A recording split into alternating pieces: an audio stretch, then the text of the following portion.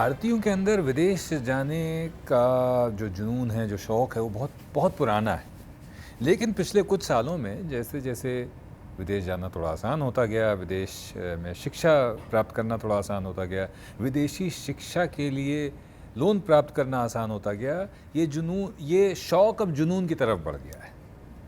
तो ऐसे में ऐसे लोगों की ज़रूरत बहुत ज़्यादा महसूस होने लगी जो लोगों को का मार्गदर्शन कर पाएँ विदेश जाने के लिए। वहाँ जो ज़रूरी डॉक्यूमेंट्स हैं, वहाँ पढ़ने के लिए क्या ज़रूरी डॉक्यूमेंट्स हैं, वीज़ा कंसल्टेंट्स की मांग बढ़ने लगी। न्यूज़ 18 पंजाब, हरियाणा, हिमाचल के पॉडकास्ट विजनरीज़ ऑफ पंजाब में आज हमारे साथ पंजाब के एक बहुत ही मशहूर visa consultant, right way airlink के मालिक देवप्रिय त्यागी जी हमारे साथ हैं। नमस्कार। और ना केवल त्यागी जी हमारे साथ हैं, बल्कि हमारा सौभाग्य है कि उनके मेंटर, उनके आदर्श राकेश कुमार शर्मा जी भी हमारे साथ हैं, जो कि शिक्षाविद हैं, समाज सेवक हैं और भाजपा के कार्यकर्ता, अगर मैं कहूँ सिर्फ कार्यकर्ता। बाकी जो पद आपने लिए हुए हैं और जो पद हैं आपके पास वो तो ही हैं। तो त्यागी जी, सबसे पहले मैं आपसे ये जानना चाहूँगा, मैं पढ़ रहा था आपके बारे में तो पता चला कि आप भी हमारे उत्तर प्रदेश से ही हैं। मैं कानपुर से आता हूँ, कानपुर में पैदा हुआ पला बड़ा। आप मेरठ से हैं। मेरठ का आया हुआ लड़का वो कहाँ से वीज़ा कंसल्टेंसी में आ गया, वो कहाँ से मोगा में आकर जो है कारोबार बसा दिया उसने, वो लड़का कहाँ से चंडीगढ़ पहुँचा, और क्या चंडीगढ़ पहुँच के थोड़ा सा डरा नहीं? एक डर होता है ना बड़े शहर में, अगर ये कहाँ आ गए। तो ये सब कुछ क्या आपके साथ हुआ या नहीं हुआ? अगर हुआ तो आप कैसे फिर उससे निकल कर फिर मोगा कैसे पहुँचे? मैं अगर आज इस पर बात करूँ, इट्स एन ओल्ड डेस्टिनी। जी। मेरे मन में विचार आया था कि ऑस्ट्रेलिया हायर एजुकेशन के लिए, आईटी के लिए मुझे जाना है। उसी सपने को लेकर मैं चंडीगढ़ के लिए चला। ये किस सन की बात है? ये 2006 अप्रैल की बात है। जब यहाँ पहुँचा चंडीगढ़, तो नेचुरल है किसी के रेफरेंस लेकर मैं यहाँ पहुँचा, तो आइल्स की एक लैंग्वेज टेस्ट जी जी, होता है, उसकी IELTS तैयारी जी। करनी होती है। तो डेस्टिनी मैंने शब्द इसलिए यूज़ किया, जैसे ही मैंने वहाँ एडमिशन लिया, जी। I was having just 5000 rupees in my pocket. जी जी। तो 4000 आई पेड कि चलो आप फीस रखिए, next day I will start my coaching. पर प्रकृति को कुछ और ही मंजूर था। On a very next day I was the teacher. मैं ही टीचर था। वो कहते टीचर यहाँ कोई अवेलेबल नहीं है, त्यागी जी आप ही को पढ़ाना पड़ेगा। अच्छा। तो इस तरह से एक स्टूडेंट की यात्रा एकदम जॉब एकदम में से कन्वर्ट हो। तो मतलब हम दोनों ही एक्सीडेंटल हैं। आप भी एक्सीडेंटली आ गए इसमें, मैं जिस प्रोफेशन में मैं हूँ मैं भी एक्सीडेंटली आ गया। लेकिन हम यूपी वाले अडेप्ट बड़ा अच्छा करते हैं। तो नेक्स्ट डे वहाँ से जॉब स्टार्ट किया। तभी ऑस्ट्रेलिया स्टूडेंट वीज़ा में वो कंपनी डील किया करती थी, और उसमें एक्सपीरियंस धीरे धीरे बढ़ता गया। तब फर्स्ट टाइम आई हर्ड कि कोई मोगा शहर भी है। उससे पहले कभी ज़िंदगी में नाम नहीं सुना था। हाँ, मेरठ में सब कुछ था, मेरे पास परिचय थे, रिश्ते थे, बिज़नेस करने का माहौल भी था। लेकिन जब चंडीगढ़ पहुँचा और ये डेस्टिनी में जो मेरा बदलाव हुआ, जॉब स्टार्ट हुई वहाँ, फिर मैंने सोच लिया था कि अब कर्म भूमि हम लोगों को पंजाब बनानी है, अब जन्मभूमि को छोड़ देना है। अच्छा, ये शुरू के महीनों में ही ये ख्याल आ गया था कि यहीं रहना है? ये ख्याल आ गया था कि अब बाहर नहीं जाना है, इस फील्ड को अडॉप्ट करना है। इस कहानी को हम यहीं एक लघु विराम देते हैं। मेरा एक सवाल और मेरे कौतूहल है मन में कि जनरली इस तरह की डायनेमिक अडेप्टेबिलिटी उन लोगों के दिमाग में ज़्यादा होती है जिनके घर में उद्यम या उद्यमिता जिन्होंने देखी हो, बिजनेस देखा हो। बिल्कुल बिल्कुल। तो क्या परिवार में माहौल था बिजनेस का? हमारा परिवार कृषि प्रधान एक अच्छा। फैमिली है, और खेती-बाड़ी है, ज़मींदार फैमिली है। बिज़नेस से कोई लेना देना दूर दूर तक नहीं था। लेकिन एक आपका यहाँ परिवार का एक आशीर्वाद था, वो रिस्क लेने की एक जो आदत थी। जेब में 1000 रुपीज़ मेरे, जैसे मैंने बताया 4000 रुपये मैं पे कर चुका हूँ, 1000 मेरी जेब में है। और वहाँ से किस तरह से लाइफ का बदलाव हुआ, और एक टियर 3 सिटी में हम लोग पहुँचे। चंडीगढ़ से मोगा? चंडीगढ़ से मोगा। किसी भाषा का नहीं पता है, कल्चर मैच नहीं करता है, क्षेत्र मैच नहीं करता है। लेकिन जब आप कुछ करने की सोचते हैं, वहाँ पहुँचते हैं, एक्सपीरियंस है आपका, कुछ करने की इच्छा है आपकी, तो जब कहते हैं ना छोटे शहर में कुछ नहीं है, छोटे शहर से लोग बड़े शहरों की तरफ भागते हैं, मेट्रो सिटीज़ की तरफ भागते हैं। मेरी ज़िंदगी उल्टी धारा में बह रही थी। मैं मेट्रो सिटी से टियर 3 सिटी में आ गया था और यही मेरी ज़िंदगी का बहुत बड़ा बदलाव था। और कहाँ से कहाँ मुझे ये ज़िंदगी ले गई, ये बिज़नेस ले गया। प्यार उस समाज का मिला जहाँ इनिशियल स्टेज पर तो मुझे भाषा समझने में बड़ी दिक्कत आया करती थी। मोगा किस सन में मूव हुए? In 2008, that's again April 2008, just अच्छा, 2 years 2 years later. हाँ, भाषा की आप बात कर रहे थे, तो वाकई कमाल की बात है कि कहाँ से आप आए हैं। अच्छा, पंजाबी मैं जैसे अभी 2 दिन से पॉडकास्ट कर रहा हूँ, तो पंजाबी समझना जो अर्बन जगहों पे बोली जाती है वहाँ के समझना उतनी दिक्कत नहीं है, बिल्कुल बिल्कुल। But I am sure rural जो पंजाबी बोली जाती है वो अलग होगी। और मोगा तो एकदम ठेठ एरिया है, it's the centre part of the Punjab और ठेठ एरिया है पंजाबी का। तो ठेठ समझना कितना आसान या मुश्किल होता है? लेकिन आपकी नीयत, आपका बिजनेस की समझ और इसके साथ जब आप अप्रोच करते हैं, अपनी लाइफ को आगे फॉरवर्ड करते हैं, तो चीज़ें आपको सपोर्ट करना स्टार्ट कर देती हैं। मेरी भाषा, चूँकि मैं हिंदी भाषी क्षेत्र से था, मेरी काउंसलिंग भी इंग्लिश और हिंदी में ही चला करती थी, तो वो भी लोगों को अच्छा लगता था। At the end of day उन लोगों को रिजल्ट चाहिए होते थे। तो एक ऑस्ट्रेलिया स्टूडेंट वीज़ा में अपना नाम चलता चला गया। और जो एक इनिशियल स्टेज पे मैंने आपको बात बताई थी, जिस तरह का डिसीव फील मैंने किया था उस वक्त, वो मेरा एक लाइफ की अपॉर्चुनिटी भी थी, उसने मुझे बहुत कुछ दिया।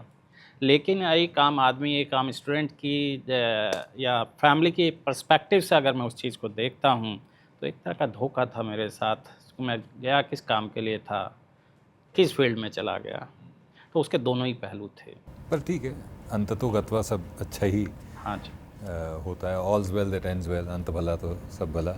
मैं आपसे इस जर्नी पे आगे सवाल पूछूं, उससे पहले शर्मा जी से आपकी मुलाकात और उनका आपके जीवन में योगदान। देखिए, राकेश कुमार शर्मा जी का जीवन में बहुत बड़ा प्रभाव रहा है। एक जो स्पष्टता, पारदर्शिता, काम करने की लगन और एक सपोर्टिव नेचर जो था, उनके जो नेचर में ये सारी चीज़ें झलकती हैं। और एक समर्पण किसी भी पार्टी के प्रति, जो भी इनकी जानकारी में था उनके प्रति।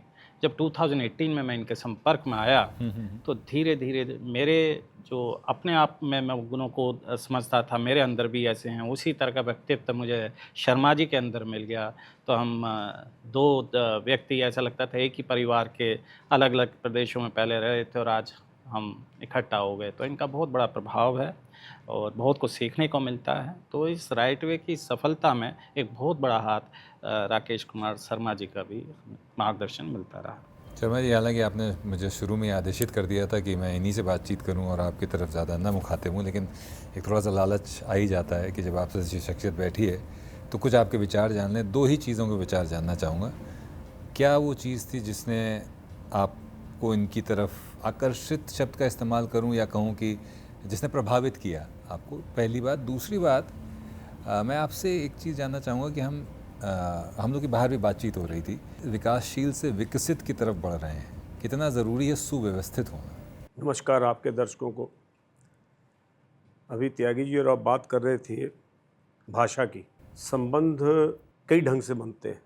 मैं भाग्यवादी हूँ पक्का, अंधविश्वासी नहीं।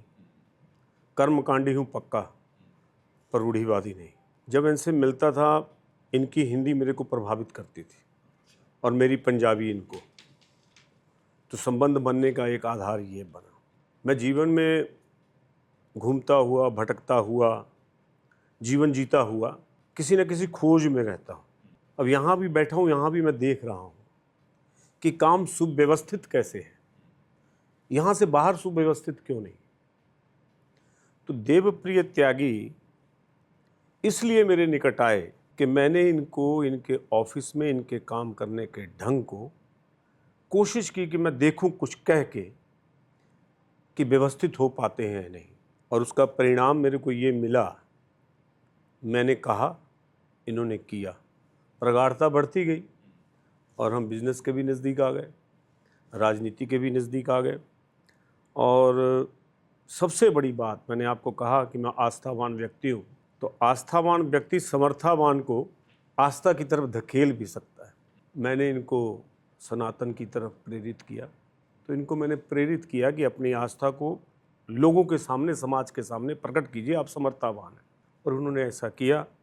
इस्कॉन से जुड़े, लोगों की सेवा में जुड़े, और सबसे बड़ी बात मेरी और उनकी निकटता कि अच्छा करके उससे श्रेय लेने की कामना ना रखना। इस चीज़ ने देवप्रिय त्यागी और राकेश शर्मा में घनिष्ठता बढ़ा दी। ये संक्षेप में इनके और मेरे मिलन की कहानी है। त्यागी जी, आप आपके व्यवसाय की बात करें अगर, तो अभी कहाँ कहाँ फुटप्रिंट्स हैं, कितने लोगों के साथ आप काम कर रहे हैं, कितने लोगों को आप बाहर भेज रहे हैं एक औसतन साल में, और आगे का क्या सोच रहे हैं? अभी हमारी जो कंपनी है बेसिकली स्पेशलाइज्ड है ऑस्ट्रेलिया स्टूडेंट वीज़ा के लिए। Australia, okay. और हमारे जो बिज़नेस ऑपरेशन है या लोकेशन है ऑफिस की, वो मालवा बेल्ट है जो पंजाब की है, जिसमें ऑफिस हमारे संगरूर है, खन्ना है, मोगा है, बरनाला है, और मेरठ दिल्ली ऑफिस है, और एक इंटरनेशनल ऑफिस हमारा मेलबर्न ऑस्ट्रेलिया के अंदर है। हाँ जी। आगे जिस तरह का एक्सपीरियंस मेरा इनिशियल स्टेज पे था, चूँकि पंजाब के अंदर जो इंडस्ट्री है बदनाम भी है, तो चूँकि हर एक फील्ड है, एज अ कंसल्टेंट ये एक बहुत अच्छी फील्ड भी है, जिसे लोगों को समझाने की ज़रूरत थी। उन्हें ये अंतर बताने की ज़रूरत थी कि दलाल कौन है और सही राह दिखाने वाले कौन हैं। कई कंसल्टेंट इस तरह के मिले, एजेंट्स, बेसिकली उन्हें कंसल्टेंट नहीं कहा जा सकता, जो मिसगाइड करते हैं, उन्हें एजेंट शब्द देना ज़्यादा बेहतर है। लो प्रोफाइल हैं, उनकी एंट्री रिक्वायरमेंट मैच नहीं करती है, वो केवल सपने बेचना जानते हैं, और जब सपने बेचते हैं तो बच्चे वहाँ जाकर स्ट्रगल करते हैं। स्ट्रगल, एक सेकंड अगर आपको रोकूं, आपने कहा एंट्री लेवल मैच नहीं करती, तो क्या इसमें कुछ एंट्री बैरियर्स हैं वीज़ा कंसल्टेंसी में? बिल्कुल हैं कि हायर एजुकेशन में बेसिकली आपके एंट्री रिक्वायरमेंट्स की हैं, अगर वो मैच नहीं करते, कुछ इस तरह के कॉम्प्रोमाइज्ड कॉलेजेस में उनका एडमिशन्स कराते हैं, तो वहाँ बच्चे स्ट्रगल करते हैं, और जो स्ट्रगल करते हैं तो फिर जब वो फिर गलत कामों में इन्वॉल्व हो जाते हैं। हमारा काम था राइट वे लिंक्स कंपनी का एग्जिस्टेंस में आने का, कि उन्हें सही राह दिखाई जाए, और इससे क्या है कि बच्चे के जो भविष्य को चलने की मंशा से वो दलाल यहाँ काम किया करते थे पंजाब में, वो ऐसा ना हो पाए। क्योंकि मेरा विज़न था कि बच्चे के भविष्य को सुरक्षित रखना, वो हायर एजुकेशन के लिए वहाँ जाएं, टॉप की यूनिवर्सिटीज़ में वहाँ शिक्षा प्राप्त करें, और वापस आकर वहाँ से राष्ट्र निर्माण में, पंजाब की उन्नति में अपना योगदान दें। लेकिन कुछ समय से ऐसा देखा है कि ये केवल एक माध्यम बन गया है बच्चों का बाहर सेटल्ड होने का। अब बच्चा यहाँ पंजाब में बात करता है कि मुझे वहाँ पीआर कैसे मिलेगी, मैं सेटल्ड कैसे हो पाऊँगा, और ये कहीं ना कहीं पंजाब का दुर्भाग्य है कि अब वो बच्चा वापस नहीं आना चाहता, वो बच्चा यहाँ इन्वेस्ट नहीं करना चाहता, और उसका बहुत बड़ा कारण है राजनीतिक अस्थिरता, अविश्वास और बिजनेस का माहौल ना होना, उसे अपना फ्यूचर ना दिखाई देना हो। तो इन सभी पे वर्कआउट चलता है। इसीलिए जब 2018 में मैं इनके संपर्क में आया तो मेरी राजनीति के अंदर भी रुचि बढ़ी। आपने वो बात कही, और ये सवाल आप दोनों से ही है कि जो बच्चा बाहर जाता है पंजाब से वापस नहीं आना चाहता है। कमोवेश ये हाल सिर्फ पंजाब का ही नहीं है, पूरे देश में से जो लोग बाहर जाते हैं जनरली वापस नहीं आना चाहते हैं। तो आप दोनों से ही सवाल है, आप अगर पहले आप जवाब दे दें कि क्या इसकी जड़ें हमारी ग़ुलाम मानसिकता में हैं, कि हमें लगता है कि जो विदेश में चीज़ है वही सबसे अच्छी है, या कहीं ना कहीं हम भी जिम्मेदार हैं कि हम अभी तक वो व्यवस्था नहीं दे पाए हैं जहाँ पर वो पढ़ाई करने के बाद बच्चा सोचे कि नहीं चलो हम वापस देश में चलते हैं। देखिए, अगर मैं अभी बात करूँ इस चीज़ की कि पंजाब की ही ये मानसिकता नहीं है, बाकी रीजन में से हिंदुस्तान के ये मानसिकता बन गई है कि हम लोग सेटल हो जाए, वेस्टर्नाइजेशन उन लोगों के अंदर आया। हाँ, चूँकि बाहर एक पॉपुलेशन एक बहुत बड़ा फैक्टर है,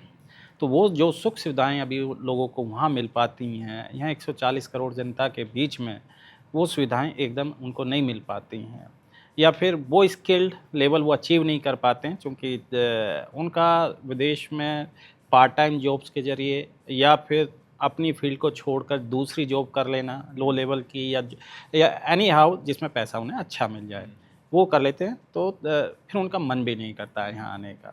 स्किल्ड लेवल पर मैं आज भी मानता हूँ, इफ़ यू आर स्किल्ड और आप अच्छी एजुकेशन प्राप्त किया, यहाँ ऑप्शंस अवेलेबल हैं। लेकिन मैक्सिमम जो बच्चे माइग्रेट यहाँ से कर रहे हैं पीआर लेने के लिए यहाँ on behalf of education, higher education के, तो वापस नहीं आते हैं। वो फील करते हैं कि हाँ अभी यहाँ उस तरह की सुख सुविधाएँ या मदद या फिर माहौल, इंफ्रास्ट्रक्चर उन्हें नहीं मिल पाएगा या वो पैकेज उनको नहीं मिल पाएंगे। लेकिन जैसे जैसे 2014 से गवर्नमेंट चेंज हुई हैं, तो पिछले 12 साल में हम देखें तो ये चीज़ें बदली हैं। और मेरा मानना है आने वाले 2047 तक ये चीज़ों में आप देखेंगे बहुत बड़ा बदलाव आपको मिलेगा। शर्मा जी, इसमें दो बातें मेरे आपके ध्यान में लाना चाहता हूँ। कुछ समय पहले तक विदेश गया हुआ बच्चा या व्यक्ति वहाँ कमाता था, यहाँ भेजता था, वो मल्टीप्लाई होते थे और यहाँ विकास होता था और वो दिखता था ग्रामीण क्षेत्र में, बड़ी बड़ी कोठियाँ, बड़े बड़े फार्म, बड़ी बड़ी मशीनरी। अब समय बदल गया है। मैंने व्यवस्था की बात की, इसमें बहुत बड़ा दोष है कि यहाँ सपने पूरे नहीं होते। वहाँ कोई बच्चा जाकर जब उसे वर्क परमिट मिलता है, यदि वो स्कूटर का सपना देखता है तो उसे सुबह स्कूटर मिलेगा, ले सकता है वो। वहाँ का सिस्टम ऐसा है। उस कार की सपना देखता है तो उसे कार मिलेगी, मकान का सपना देखता है वहाँ मकान मिलेगी, और उसके बराबर उसको मेहनत करनी पड़ेगी, काम करना पड़ेगा। जैसा वो काम करेगा वैसे अपने सपनों को साकार करेगा। दूसरा पक्ष यहाँ ये है कि यहाँ का वातावरण इतना अव्यवस्थित हो गया है, सामाजिक स्ट्रक्चर इतना खराब हो गया, दूषित हो गया है। उसमें दोषी कौन है ये बात की बात है, वो विषयांतर हो जाएगी बात। एक तो ये कारण वो यहाँ आना नहीं चाहते। दूसरी बात ये है कि वहाँ रह के वो एक मशीन की तरह काम तो करते हैं, पैसा कमा के सुकून की ज़िंदगी जीते हैं, उनको वहाँ अच्छा लगता है। यहाँ आकर उनको और उनके परिवार के अंदर एक भय घर कर चुका है कि हम यहाँ सुरक्षित रह पाएंगे या नहीं। लॉ एंड ऑर्डर की समस्या है, नशा है, बहुत बड़ी चिंता है। त्यागी जी को भी है। इन्होंने शिक्षित करके युवाओं को अपने देश के विकास के लिए प्रेरित किया और वहाँ जाके वो भ्रम जाल में फंस गए। अब देखिए क्या होता है। तो आप माध्यम हैं, आप अपना काम कर सकते हैं। क्योंकि आप माध्यम हैं और इस विषय के जानकार हैं, तो अब ऑस्ट्रेलिया मान लीजिए कोई जाना चाहता हो पढ़ने के लिए या नौकरी प्राप्त करने के लिए, तो कौन सी फील्ड्स हैं जहाँ पर वो एडमिशन ले सकता है, आसानी से मिल सकते हैं, और जो कौन सी स्किल्स हैं जिनकी वहाँ पर डिमांड है? देखिए, अगर आज हम बात करते हैं 20th सेंचुरी की, तो ये है इस टाइम की साइंस, टेक्नोलॉजी, इंजीनियरिंग, मैथमेटिक्स। अगर इस फील्ड में आप जाते हैं तो इसकी demand not in India, all over the world है। लेकिन आप बेहतर यूनिवर्सिटी से, अच्छी यूनिवर्सिटी से हायर एजुकेशन या अपनी डिग्री प्राप्त करें, either bachelor degree either master degree, तो कोई प्रॉब्लम नहीं है। सभी आर्टिस्ट नहीं होते हैं, लेकिन विदेश में कई बच्चों के सपने होते हैं अच्छी जॉब्स के। तो मैं गाइड करता हूं, अगर आप नॉन मेडिकल, मेडिकल बैकग्राउंड से हैं तो इन फील्ड्स में जाइए, तो अच्छे आपको ऑप्शंस मिलेंगे। और Australia is one of the best option for them, Canada is also the best option. Australia की कुछ यूनिवर्सिटीज़ जो आपके हिसाब से? ग्रुप ऑफ 8 यूनिवर्सिटीज़ हैं। यूनिवर्सिटी ऑफ मेलबर्न है, यूनिवर्सिटी ऑफ वेस्टर्न ऑस्ट्रेलिया है, जहाँ इंडियंस का स्वागत हो या जहाँ इंडियंस को आसानी से एडमिशन मिल जाए। क्योंकि मैं देख रहा हूँ कि कुछ समय से थोड़ा सा एक रेसिस्ट टेंडेंसी भी आ रही है वहाँ पर। मेरा मानना है ऐसा कि ये इस तरह के केसेस बहुत कम हैं। हिंदुस्तान में भी रेसिज्म है, डिस्क्रिमिनेशन है। आप कोई यहाँ से आप मुंबई जाएंगे तो एक अलग व्यवहार है, बिहार से पंजाब में कोई आएगा तो उसके साथ अलग व्यवहार है। डिस्क्रिमिनेशन हर स्तर पर, हर देश में है, वहाँ भी है रेसिज्म। राइट वे एयरलिंक्स के भविष्य को किस तरह से देखते हैं आप? और मैं इस सवाल को और थोड़ा सा एक्सप्लेन कर देता हूँ।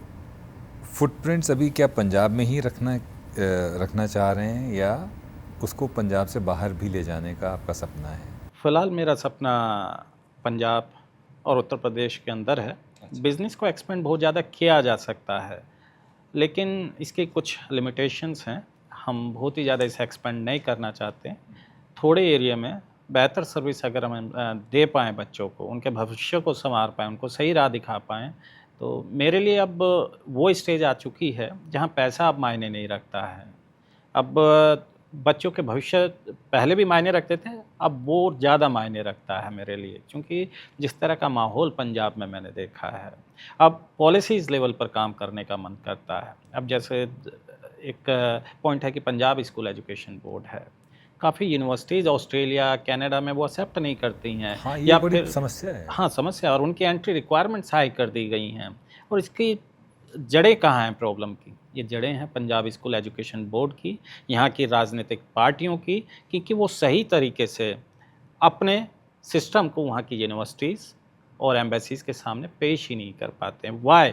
अगर यहाँ कुछ प्रॉब्लम है तो आप उसके सिलेबस के स्तर पर उस चीज़ को सुधारिए, ताकि इंटरनेशनल जो मानक हैं, विश्व मानक हैं, उस स्तर पर आप जा पाएँ। आप सीबीएसई और आईसीएसई को ईज़िली एक्सेप्ट करते हैं, लेकिन एक भेदभाव जो आपने बात की, एक भेदभाव पंजाब स्कूल एजुकेशन बोर्ड के साथ है। इसके लिए काम करने की ज़रूरत है। तो ये भेदभाव क्या इसलिए है कि पंजाब स्कूल एजुकेशन बोर्ड में कुछ कमियां हैं?